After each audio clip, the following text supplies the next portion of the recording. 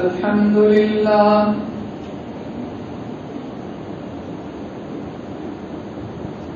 الحمد لله الذي هدانا لهذا وما كنا لنهتدي لولا أن هدانا الله لقد جاءت رسل ربنا بالحق صلوات الله وسلامه على سيدنا محمد وعلى آله وصحبه وبارك وسلم تسليما كثيرا كثيرا.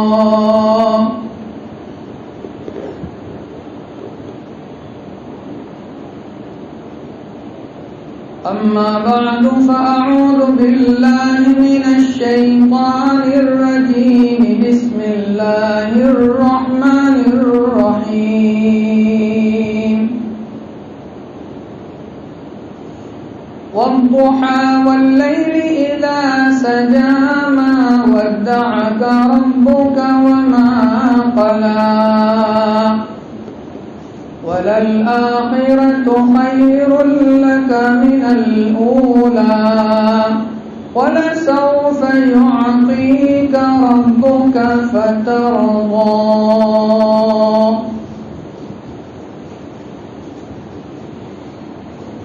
وقال النبي صلى الله عليه وسلم لا يؤمن أحدكم حتى أكون أحب إليه من والده وولده والناس أجمعين.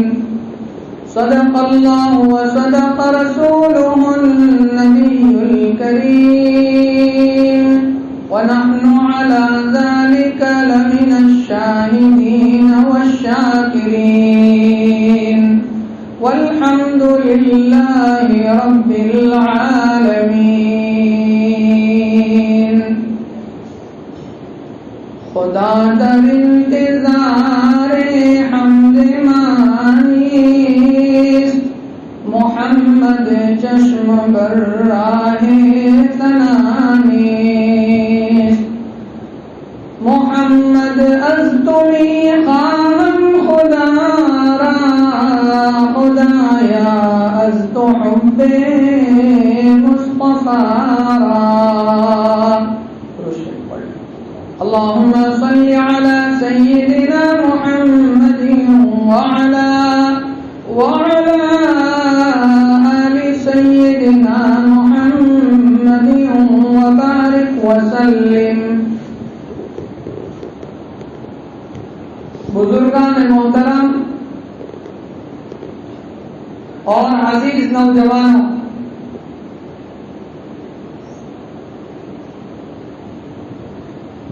ربیع الاول کا مہینہ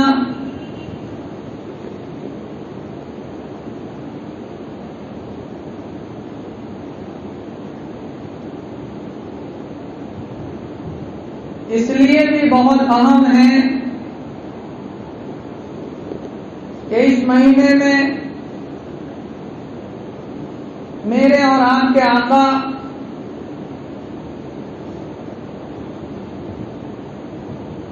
احمد مجتبی محمد مصطفیٰ صلی اللہ علیہ وسلم تشریف لائے.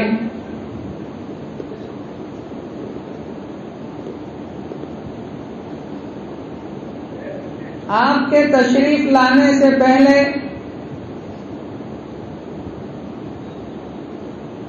دنیا انسانیت کی ہدایت کے لیے حق تعالی شانہ نے حضرت آدم علیہ السلام سے لے کر حضرت عیسیٰ علی نبینا وعلیہ الصلاۃ والتسلیم تک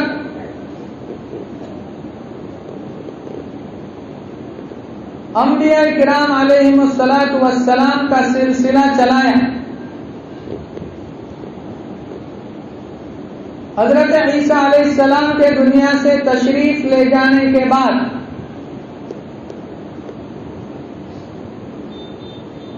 ہمارا عقیدہ قرآن کریم کے مطابق یہ ہے کہ حضرت عیسیٰ علیہ السلام کا انتقال نہیں ہوا، ان کو اللہ نے آسمان پر اٹھا لیا ہے اور ابھی بھی آسمان میں زندہ ہے۔ قیامت سے پہلے حضرت عیسیٰ علیہ السلام واپس دنیا میں تشریف لائیں گے۔ عیسیٰ علیہ السلام کے آسمان میں اٹھا لیے جانے کے بعد تقریباً 570 سالوں تک آسمان اور زمین کا رشتہ کٹا رہا۔ اس دوران کوئی نبی نہیں آیا، انسانیت اپنے مرکز سے بھٹک گئی تھی، ہر آدمی اپنی منمانی کر رہا تھا، ہر خواہش کو اپنے طریقے پر پورا کر رہا تھا۔ ظلم و بربریت، مار دھاڑ، چوری ڈکیتی،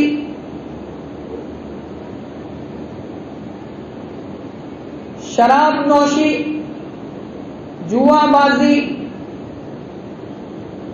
حرام خوری، جتنے بھی گناہ ہو سکتے تھے وہ کر رہے تھے۔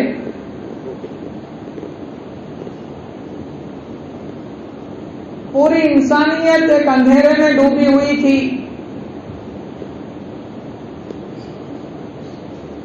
پانچ سو 70 سال کے بعد جا کر کے حق تعالی شانہ کو دنیائی انسانیت پر رحم آیا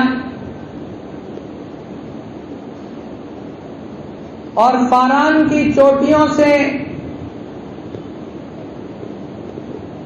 ایک عالمی روشنی لے کر کے آفتاب نبوت کی شکل میں محمد بن عبداللہ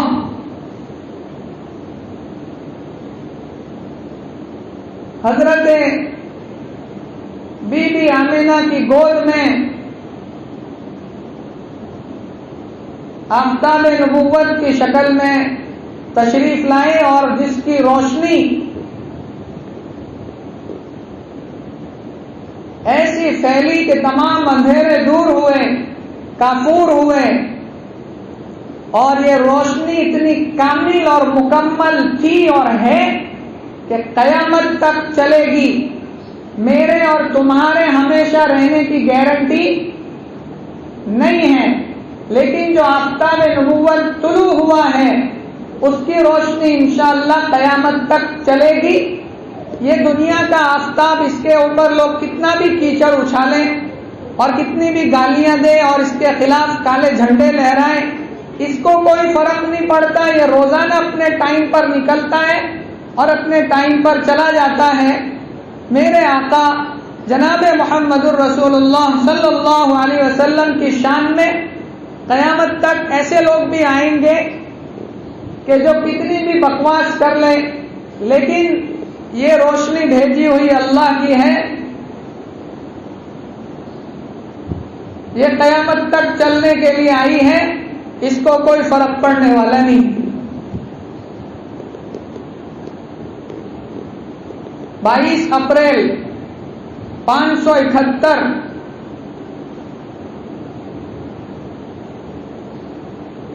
اور ربیع الاول کا مہینہ 9 ربیع الاول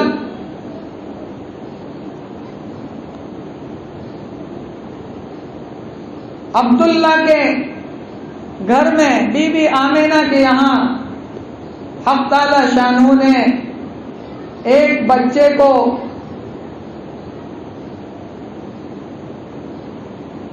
تمام کمالات کے ساتھ بھیجا کہ جس کے تشریف لاتے ہی پوری دنیا میں کھلبلی مچ گئی،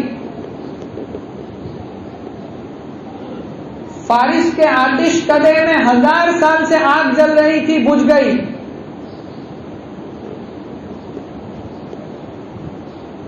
کسرا کا جو بہت بڑا محل تھا، اس کے کنگرے کھرے۔ کوئی بہت بڑا واقعہ دنیا میں پیش آیا، اور وہ یہ تھا کہ جناب عبداللہ کے گھر میں محمد بن عبداللہ کی پیدائش ہوئی۔ آپ کی 2 پیدائشیں ہیں، ایک محمد بن عبداللہ کی شکل میں جو 571 کو حضرت بی بی آمینہ کے پیٹ سے ولادت ہوئی، اور آپ کی دوسری ولادت 40 سال کے بعد محمد الرسول اللہ صلی اللہ علیہ وسلم کی شکل میں، جب قرآن کریم کی سب سے پہلی آیت اقرأ بسم ربک الذی نازل ہوئی، تب یہ دوسری آپ کی بعثت تھی، آپ کی ولادت تھی۔ ایک جسمانی ولادت ہے، ایک روحانی ولادت ہے۔ اور ربیع الاول کے مہینے میں وہ بہار آئی کہ انشاءاللہ قیامت تک یہ بہار کبھی ختم ہونے والی نہیں ہے۔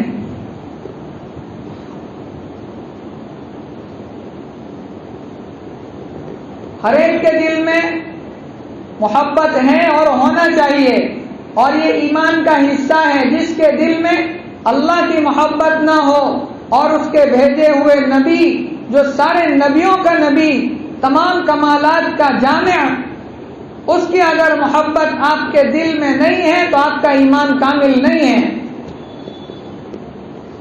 خود سرکار نے فرمایا، اور قرآن بھی گواہی دے رہا ہے، قُلْ إِنْ كَانَ آبَاؤُكُمْ وَأَبْنَاؤُكُمْ وَإِخْوَانُكُمْ وَعَشِيرَتُكُمْ وَأَمْوَالٌ اقْتَرَفْتُمُوهَا وَتِجَارَةٌ تَخْشَوْنَ كَسَادَهَا وَمَسَاكِنُ تَرْضَوْنَهَا أَحَبَّ إِلَيْكُم مِّنَ اللَّهِ وَرَسُولِهِ وَجِهَادٍ فِي سَبِيلِهِ۔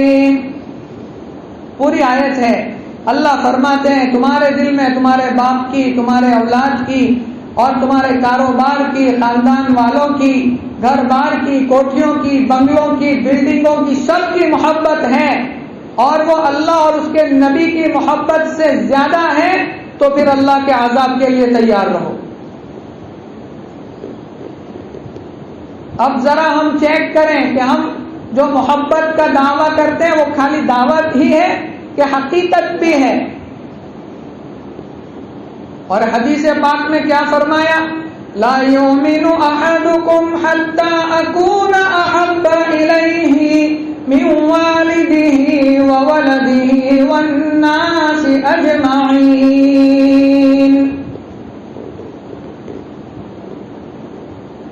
تمہارا ایمان کامل اور مکمل نہیں ہو سکتا جب تک کہ تمہارے دل میں میری محبت تمہارے باپ سے، تمہاری اولاد سے، یہاں تک کہ دنیا کی تمام چیزوں سے زیادہ محبت تمہارے دل میں میری نہ ہو جائے۔ دنیا میں جتنی بھی چیزیں ہیں، چاہے تمہارا باپ ہو، تمہاری اولاد ہو، ساری کائنات سے زیادہ محبت جب تک تمہارے دل میں میری نہ ہو، وہاں تک تمہارا ایمان کامل اور مکمل ہو ہی نہیں سکتا۔ اب ذرا ہم چیک کریں کہ ربیع الاول کا مہینہ جب آتا ہے تو لوگ خوشیاں مناتے ہیں، اور یہ خوش ہونے کا مقام بھی ہے کہ دنیا انسانیت کو زندگی جینے کا طریقہ ملا۔ اس سے پہلے کی تاریخ اٹھاؤ، مکے والوں کی کیسی زندگی جی رہے تھے، جس کو قرآن کریم نے خود اور حدیثوں کے اندر دور جاہلیت کہا۔ جہالت کی انتہا کو پہنچے ہوئے تھے، ہر وہ کام، ہر وہ گناہ جو وہ کر سکتے تھے وہ کرتے تھے، اس کو دور جاہلیت کہا۔ اور انہی جاہلوں کے اوپر جب اللہ کے پیارے حبیب صلی اللہ علیہ وسلم نے محنت کی تو وہ اتنے پیارے بنے، اتنے پیارے بنے کہ خود قرآن کریم نے ان کے جنتی ہونے کی گارنٹی دی، اللہ کے راضی ہونے کی گارنٹی دی۔ رضی اللہ عنہم ورضوا عنہ۔ ایک آدمی ماں سے یوں کہے، ہاتھ چومے ماں کا کہ امی جان میں تجھ سے بہت محبت کرتا ہوں، میں تجھ سے بہت پیار کرتا ہوں، میں تجھے بہت چاہتا ہوں۔ اور امی جان پھر یوں کہے کہ بیٹا لو ذرا یہ 100 کا نوٹ اور جاؤ دکان سے مجھے فلاں سامان لا کر کے دو، تو بیٹا کہے یہ تو میں نہیں جاؤں گا. ماں کہے گی تو پھر تیرا محبت کا دعویٰ جھوٹا ہے. ایک طرف تو کہہ رہا ہے کہ میں محبت کرتا ہوں اور دوسری طرف میری بات تو مانتا نہیں ہے. آج ہمارا حال ایسا ہی ہے کہ محبت، سرکار کی محبت کے ہم دعوے دار ہیں، اور سرکار کا طریقہ اپنانے کے لیے اگر کہا جائے کہ یہ سرکار کی سنت ہے جو دنیا کی تمام دولتوں سے زیادہ قیمتی ہے، اس لیے کہ سرکار کے طریقے سے اللہ محبت کرتا ہے، اور سرکار نے فرمایا کہ جو میرے طریقے سے محبت کرے گا وہ میرا ہے، میں اس سے محبت کروں گا، میرا اللہ اس سے محبت کرے گا اور وہ میرے ساتھ جنت میں ہوگا.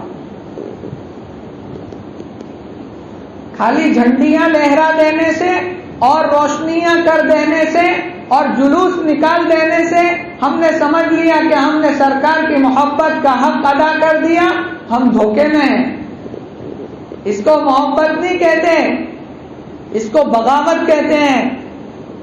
12 ربیع الاول کو سرکار کا برتھ ڈے منا رہے ہیں. بھائی کیوں؟ کہ سرکار تشریف لائے 12 کو.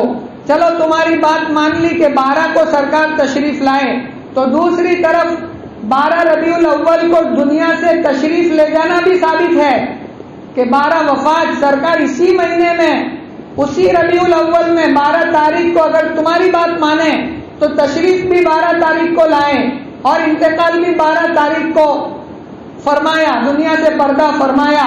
تو اب ایک گھر کے اندر شادی رکھی ہو اور اسی گھر میں میت ہو جائے تو آدمی شادی کی خوشی منائے گا یا کہ میت کو دفن کرے گا؟ تو سرکار 12 کو تشریف بھی لا رہے ہیں اور 12 کو دنیا سے تشریف بھی لے گئے، تو آپ خوشی مناؤ گے یا غم مناؤ گے؟ اللہ نے میرے سرکار کی نام پر کوئی دھتین کرے اور اپنی من مانی کرے، اسی لیے اس کی جڑ کاٹ کے رکھ دی کہ میرے سرکار دنیا میں 12 کو اگر تشریف لائے ہیں تو 12 کو میں نے سرکار کو اپنے پاس بھی بلایا ہے، اس لیے تمہیں جشن منانے کی اجازت نہیں اور نہ غم منانے کی اجازت ہے. اگر تمہیں سچی محبت ہے تم تو 1400 سال بعد کے دعوے دار ہو. اگر محبت کو دیکھنا ہو تو جو سرکار کے سامنے جماعت بیٹھی تھی اس سے پوچھو کہ تم نے سرکار سے کیسی محبت کی. صدیق اکبر رضی اللہ تعالیٰ عنہ ہمیشہ آپ کے ساتھ رہے، غار کے اندر بھی ساتھ رہے، اور ابھی جاؤ مدینہ منورہ اللہ سب کو لے جائے، ابھی بھی سرکار کے قریب میں ابو بکر صدیق سوئے ہوئے ہیں. جا کر کے اس سے پوچھو کہ تو نے سرکار سے کیسی محبت کی. اور محبت کس کو کہتے ہیں صحابہ سکھائیں گے. اور یہ جو جشن کا جو سلسلہ چلا ہے نا 12 ربیع الاول کو، یہ تو 600 سال کے بعد جا کر کے وہ موصل عراق کے قریب ایک جگہ ہے، وہاں کے بادشاہ کا ایجاد کیا ہوا طریقہ ہے یہ جشن منانا، اور وہ بھی اپنے سیاسی فائدے کے لیے اس نے کیا تھا. سرکار کے نام کو وٹا کھانا چاہتا تھا وہ اپنی سیاست چلانے کے لیے. اس کا نام بھی مظفر الدین کوکری لکھا ہے کتابوں میں. 604 کے اندر جا کر عراق کے اندر اس نے جشن میلاد النبی کے نام سے لوگوں کو جمع کیا اور جلوس نکالا. آج بھی لوگ چل رہے ہیں، یاترائیں کر رہے ہیں اپنی سیاست بڑھانے کے لیے. اس نے بھی سیاست بڑھانے کے لیے سرکار کے نام کا استعمال کیا تھا اور اس نے جشن نکالا تھا. اس وقت سے یہ سلسلہ چل پڑا ہے، ورنہ 600 سال تک کوئی نہیں جانتا تھا کہ یہ جشن کیا ہوتا ہے. یہ جھنڈیاں لہرانا اور لائٹیں جلانا کتنی فضول خرچی ہوتی ہے. سرکار نے خود فضول خرچی سے قرآن میں منع کیا ہے. محبت کس کو کہتے ہیں؟ حضرت ابو بکر صدیق رضی اللہ تعالیٰ عنہ اپنے بیٹے عبد الرحمن کے ساتھ بیٹھ کر کے روٹی کھا رہے ہیں.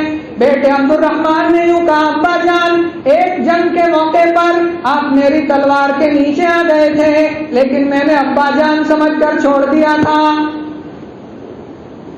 صدیق اکبر نے روٹی چھوڑ دی، کھڑے ہو گئے اور کھڑے ہو کر کے کہنے لگے اے میرے بیٹے عبد الرحمن خدا کی قسم جان لے یہ کے بعد اگر اس موقع پر تو میری تلوار کے نیچے آ گیا ہوتا تو جان لے میں اس وقت تیرے 2 ٹکڑے کر کے رکھ دیتا، اور یہ نہ سوچتا کہ تو میرا بیٹا ہے، بلکہ میں یہ سوچتا کہ یہ میرے اور میرے نبی کا دشمن ہے، یہ میرے اللہ کا اور میرے نبی کا دشمن ہے، تیرا بیٹا ہونا کوئی کام نہ دیتا، میں تیرے 2 ٹکڑے کر کے دنیا والوں کو بتاتا کہ محبت اس کو کہتے ہیں۔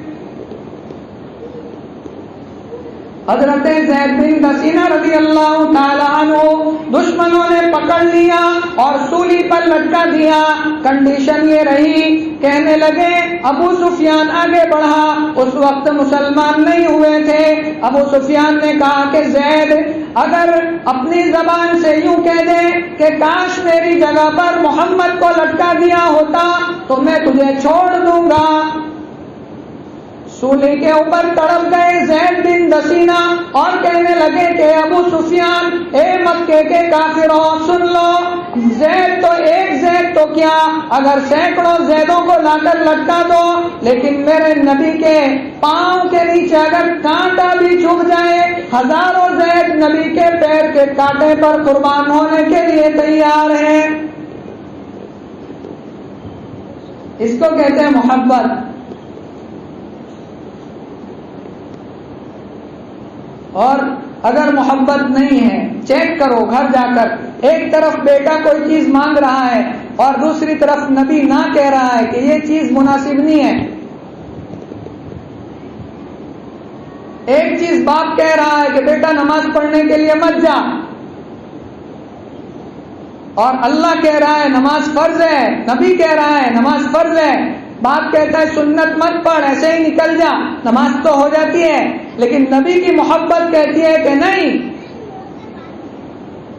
تیرے دل میں اگر محبت ہے سچی تو ابھی امام کے سلام پھرانے کے بعد تیرا امتحان ہو جائے گا کہ دیکھیں امام کے سلام پھیرنے کے ساتھ بھاگتا ہے کہ 6 رکعت بھی پڑھتا ہے کہ یہ میرے نبی کا طریقہ ہے۔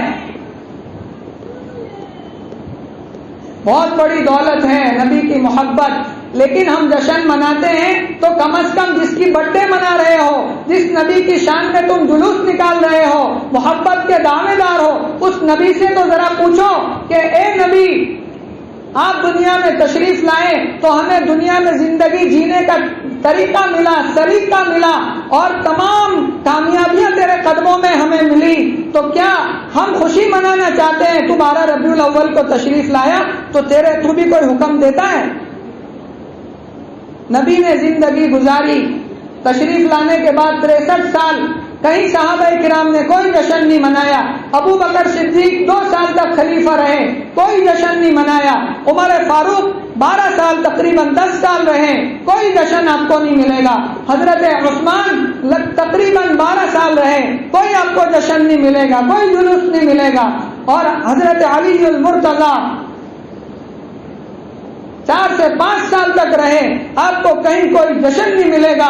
وہ صحابہ کرام جو سرکار کے ایک اشارے پر اپنی جان قربان کر دینے کے لیے تیار ہو جاتے تھے، کیا ان کے پاس اتنا پیسہ نہیں تھا کہ وہ سرکار کی شان میں خوشی منائے، جلوس منائے، جھنڈیاں لہرائے اور روشنیاں کریں اور خوشیاں منائے؟ کہیں اس کا تذکرہ نہیں ہے۔ 600 سال کے بعد یہ سلسلہ چلا ہے، اور جس کو ہم اپنا کر کے سنت سمجھ کر کے کر رہے ہیں، یہ سنت نہیں ہے، نبی کا طریقہ، صحابہ کرام کا طریقہ نہیں ہے، یہ سیاسی لوگوں نے اپنے مفاد کے لیے چالو کیا ہوا ایک رسم ہے، اس سے ہمیں بچنا چاہیے۔ اگر سرکار سے سچی محبت ہے تو کسی نے سوال کر دیا کہ سرکار آپ پیر کے دن روزہ رکھتے ہیں کیوں؟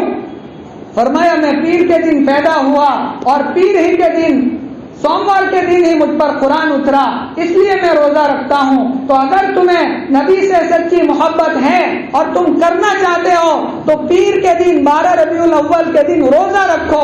اور ہماری شریعت کتنی جامع ہے، کہیں پٹاخے پھوڑنے کی اور کہیں جشن منانے کی اور جو ہے تو آپے سے باہر ہونے کی اجازت نہیں دی۔ 2 تہوار دیے، بقری عید اور عید الفطر اور عید الاضحیٰ، اور اس موقع پر خوشی منانے کا جو ابتدا فرمایا پہلے میرے سامنے میدان میں آؤ اور 2 رکعت خوشی کی پڑھو، اس کے بعد جا کر کے اچھے کھانے کھاؤ اور خوشی مناؤ۔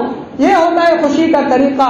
تو اگر آپ کی آمد پر خوشی منانا چاہتے ہو، سرکار فرماتے ہیں کہ میں سوموار کا روزہ رکھتا ہوں. کیوں؟